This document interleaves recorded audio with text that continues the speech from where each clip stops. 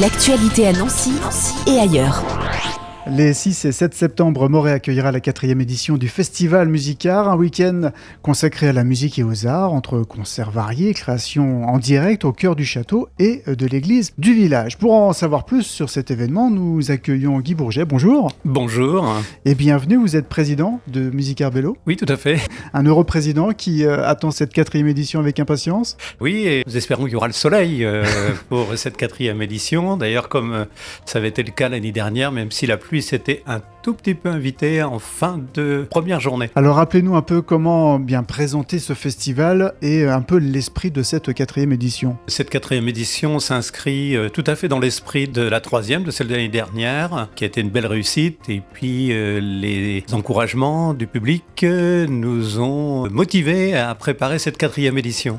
Alors parlez-nous un peu de cette programmation entre concerts, présence d'artisans, des expositions, des ateliers.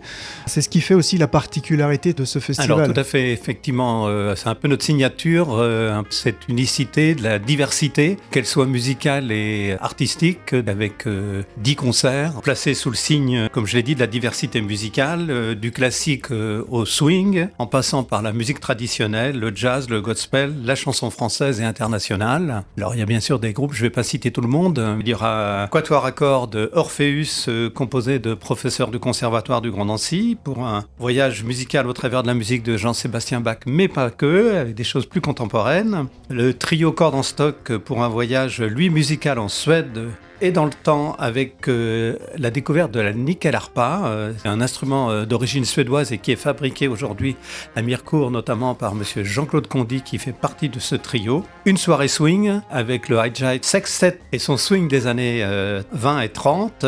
Ce groupe a fait l'ouverture du Métrofolie pour les 100 ans de l'Art déco, organisé par la métropole du Grand Nancy. Il sera accompagné de 2 couples de professeurs de l'association Cap Danse pour une démonstration de Charleston, Balboa et d'autres danses. Je n'oublie pas une fanfare de rue, le groupe Mesdames, un groupe de chansons françaises, et puis le duo Camille qui clôturera le festival d'un côté musical. De la musique, mais aussi donc la présence de 40 artistes et artisans d'art. Ça, c'est toujours important aussi. Alors, tout à fait. Et alors, là encore, ce que je disais, ce qui fait notre festival un peu unique, c'est cette diversité. Il y a des peintres, des photographes, des céramistes, des plasticiens, des sculpteurs, mosaïstes, feutrières, créateurs de bijoux. Donc 40 artistes et artisans des métiers d'art. Et puis également des expositions et des ateliers qui seront animés par des artistes, ateliers pour petits et grands. Et c'est important de garder cette interaction justement entre les artisans et le public. Tout à fait. Ça, c'est quelque chose qui nous tient à cœur. Et Madame Isabelle Pétenieff proposera des ateliers autour du verre. Madame Sabina Wilk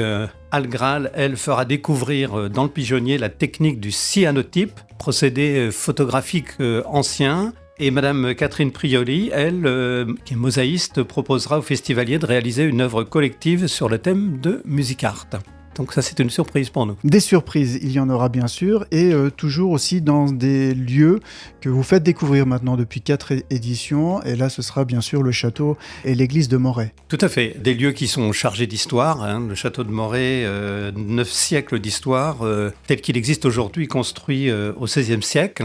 Et qui a été entièrement détruit en 1985 par un incendie. Il a été abandonné pendant 8 ans et aujourd'hui, la famille Kartz, qui est propriétaire de ce château, qui a repris ce château, lui a fait retrouver toute sa superbe à peu près de 30 ans de travaux successifs. Et puis l'église du village de Morée, qui est une église romane construite au XIIe siècle.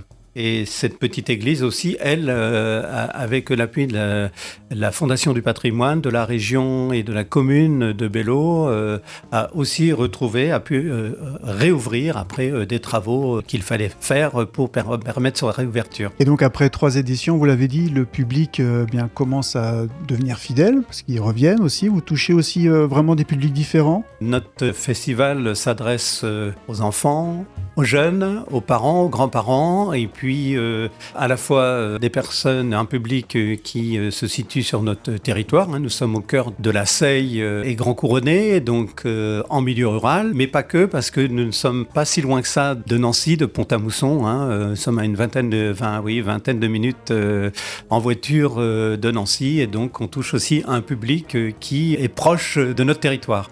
Voilà, le festival Musicart, c'est les 6 et 7 septembre au château de Moret et l'église de Moret également. 10 concerts, 40 artistes et artisans d'art, une programmation très riche et toujours très accessible. L'entrée, le tarif, c'est 5 € pour la journée, c'est ça ? C'est ça, 5 € par jour. Elle permet l'accès à tous les concerts et à toutes les expositions, et l'entrée est gratuite pour les enfants de moins de 15 ans. Et j'imagine qu'on peut se restaurer sur place. Tout à fait, il y aura une buvette et restauration. Vous êtes président, mais vous n'êtes pas tout seul à gérer tout Absolument. ça. Il y a beaucoup de bénévoles. Il y a des bénévoles, il y a toute une équipe qui a travaillé toute l'année, j'allais dire, pour préparer ce festival. Et puis, nous mobilisons une 60aine de bénévoles pour ces 2 journées. Et on va vous souhaiter le soleil pour les 6 et 7 septembre. On vous remercie et nous attendons le public nombreux, et effectivement, comme vous le dites, avec le soleil. Et on rappelle qu'il y a un site internet aussi où on peut retrouver toute la programmation, parce qu'on a été très vite, bien sûr. Le site, c'est www.musicartbello.com. On retrouvera bien sûr tout ça sur le site internet de la radio. Merci beaucoup. Merci à vous. L'actualité à Nancy et ailleurs. C'est sur Fudget. Pour y participer, contactez-nous au 03 83 35 22 62.